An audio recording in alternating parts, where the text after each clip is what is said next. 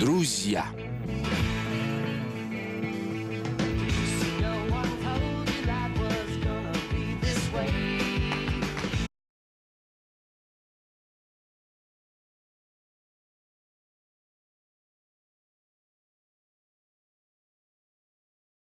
Меня зовут Анди Бруно. Я работаю доцентом в Северном Иллинойском университете в США, где я преподаю российскую историю и мировую экологическую историю. У нас много экологических проблем в современном мире. Конечно, ученые в области естественных наук вносят важный вклад в понимание этих проблем. Но ученые в области гуманитарных наук также помогают понимать разные аспекты культурных и социальных отношений человека с природой. Так называемый environmental humanities еще развивается в России. Есть небольшой центр в Санкт-Петербурге, но новый сетевой исследовательский центр «Человек, природа, технологии» в Тюменском государственном университете очень нужен для распространения этой отстрелы знаний.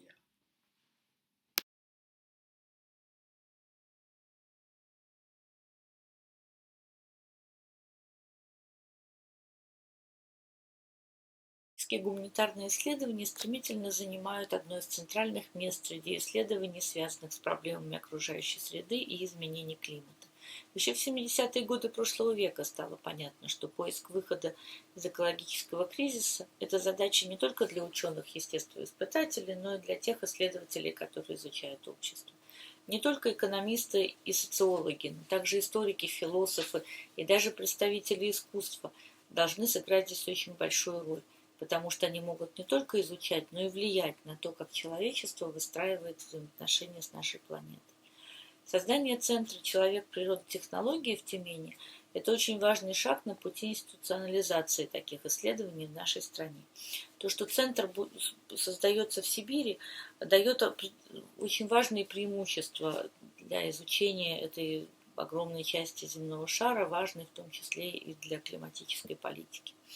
Наша лаборатория экологической и технологической истории Высшей школы экономики в Санкт-Петербурге приветствует создание центра в Тюмени и надеется развивать длительное и плодотворное сотрудничество.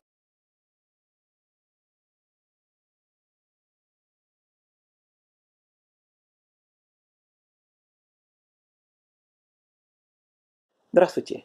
Environmental Humanities – это ключевое направление в развитии современного научного мышления, которое ставит цель преодоления двухвекового забвения природы в социальных науках.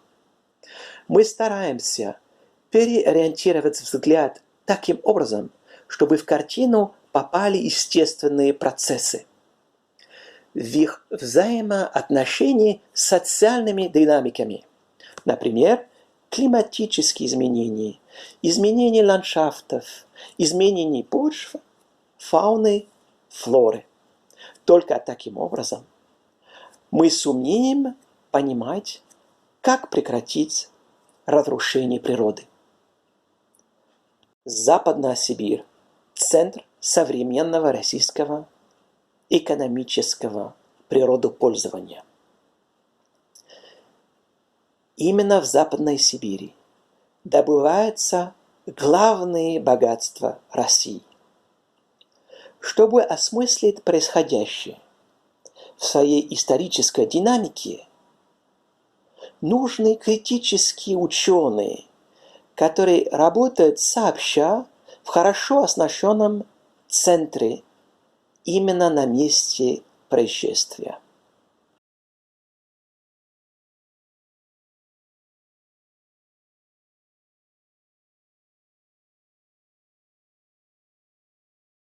My name is Russell Valentino. I am a faculty member in the Department of Slavic and East European Languages at Indiana University and the Associate Dean for International Affairs at that institution. I am sending this brief message in general support of the ambitious program of research among our colleagues at the Tyumen State University Research Center, Человек, природа и технология.